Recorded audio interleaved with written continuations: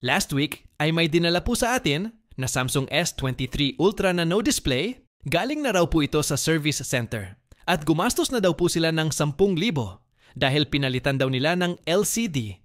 Ngunit makalipas lang ang ilang araw ay nawalan ulit ng display at nang ibalik nila sa service center ay void daw ang warranty dahil hindi naman daw po LCD ang sira kundi ang motherboard. At dahil sa pangyayari ay nagpahanap ang may-ari ng repair shop at sa kabutihang palad ay sa atin dinala ng ating kliyente na dati na raw nakapagpagawa sa atin at dahil daw sa satisfaction niya sa ating serbisyo ay kahit malayo ang Pampanga sa Quiapo ay hindi siya nagdalawang isip na dalhin sa atin ang telepono ng kanyang ate. Nang unang madala po sa atin ang unit ay totally wala pong display pero kapag tinatawagan ay nagri-ring.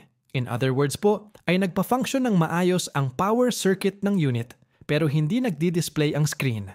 Kaya ang ginawa ko po that time ay in-apply ko po ang basic standard operation procedure natin. Nag-try po tayo ng LCD at step by step po natin tin-troubleshoot ang motherboard. Nag-diode mode din ako sa FPC connector at okay naman po ang mga value ng bawat pin. Then, ang next po na ginawa natin ay tinest ko po ang LCD flex at napansin ko po na hindi accurate o pabago-bago ang connectivity ng flex. Kaya I decided na magpalit ng LCD flex. And that step I took fixed my client's phone that had no display. Then, after ko pong mapalitan ng LCD flex at mag-display ang phone, ay inobserbahan ko po ng mga ilang araw.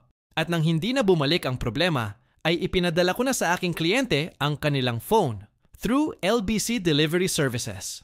Nagbigay po ako ng 1 buwan na service warranty. At labis ang galak at pasasalamat nila sir nang dumating sa kanila ang kanilang unit na working very well. Until, after a few days, ay nakatanggap po ako ng mensahe sa kela sir na hindi na naman daw po nagdi-display ang phone. Then I said to them na ipadala na lang nila sa akin ang phone at sagot ko na po ang delivery fee pabalik. At ganun na nga po ang nangyari. Makalipas lang din po ng ilang araw ay dumating na po sa akin ang aking back job. Hinintay ko po muna na nasa mood ako bago ko sinimulang gawin ulit ang telepono. Dahil alam naman po natin na kapag back job ay minsan nakakawalang ganang gawin. Lalo na kung binarat ka lang din ng iyong kliyente. I'm not saying na binarat po ako dito sa unit nila sir.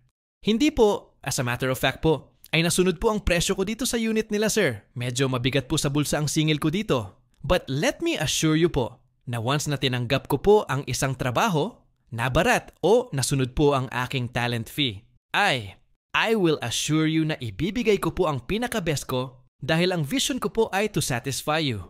And speaking of satisfaction, ay kahit iba naman po ang issue doon sa ginawa ko dati dito sa unit nila sir, ay hindi ko na po pinag-additional fee sila sir. Dahil una, wala naman po tayong nabiling pyesa. At pangalawa, kasama sa warranty itong ginawa natin. Dahil in the first place, ay skill and talent fee ang binayaran nila before. Kaya para po sa akin, ay kalabisan na po kung sisingilin ko pa po silang muli. And for me personally, that's what satisfaction is for.